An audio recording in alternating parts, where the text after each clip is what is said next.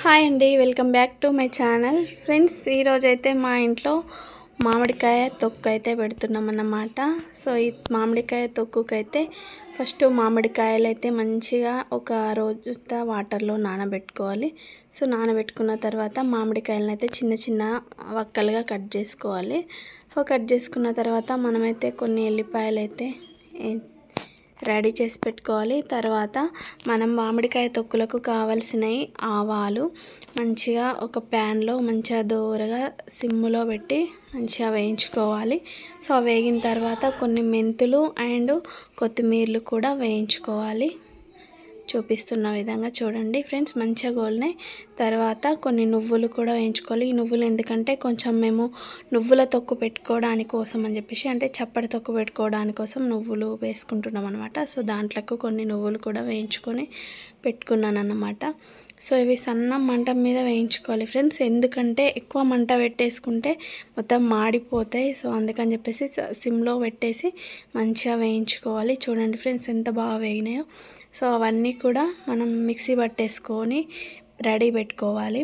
చూడండి, నేను ఇప్పుడు కొన్ని కొత్తిమీరలు మెంతులు కూడా వేయించుకుంటున్నా.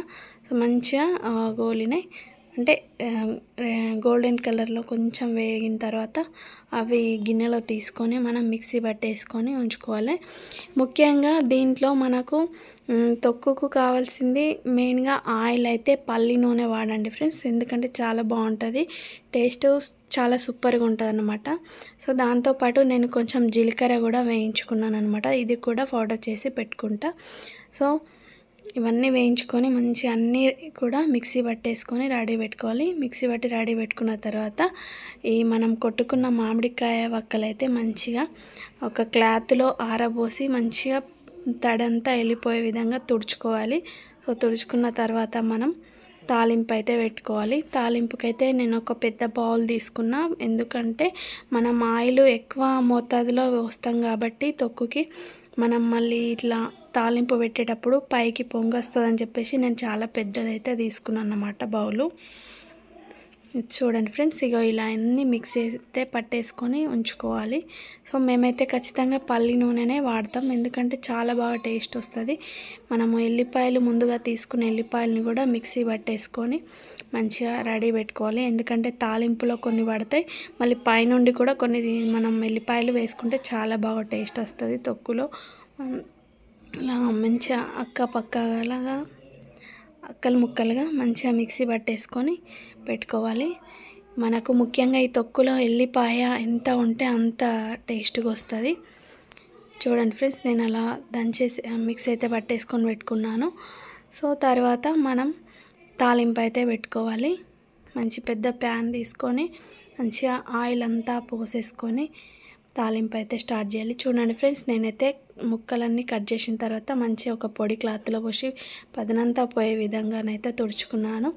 సో తుడుచుకున్న తర్వాత ఇక స్టవ్ వెలిగించి ఒక పెద్ద బౌల్ అయితే తీసుకున్నా. నేను ఇక అదొక బేసనే తీసుకున్నాను అన్నమాట, ఫ్రీగా ఉంటుంది, మంచిగా తాలింపు పొంగకుండా ఉంటుంది అని చెప్పేసి. సో ఈ పల్లి నూనెనైతే చాలా బాగుంటుంది టేస్ట్. మీరు వేరే ఆయిల్ అయితే వాడినట్లయితే ఒకసారి పల్లి నూనెతో ట్రై చేయండి ఫ్రెండ్స్, చాలా బాగా టేస్ట్ వస్తుంది, స్మెల్ అయితే మామూలుగా ఉండదు. ఇక మేమైతే పల్లి నూనెతోనైతే తాలింపు పెట్టేసుకున్నాం. ఈ తాలింపులో కొన్ని అయితే ఆవాలు, జీలకర్ర, కొత్తిమీరలు తాలింపు వేసేసుకోవాలి, కొన్ని మెంతులు కూడా వేసుకోవాలి. చూడండి, నేనైతే ఫస్ట్ కొత్తిమీరలు వేసిన, తర్వాత ఆవాలు వేసిన తర్వాత నెక్స్ట్ మెంతులు వేసుకోవాలి. ఇది మళ్ళీ రిపీట్ వస్తుంది చూడండి ఫ్రెండ్స్, ఫస్ట్ కొత్తిమీరలు, తర్వాత ఆవాలు, తర్వాత మెంతులు.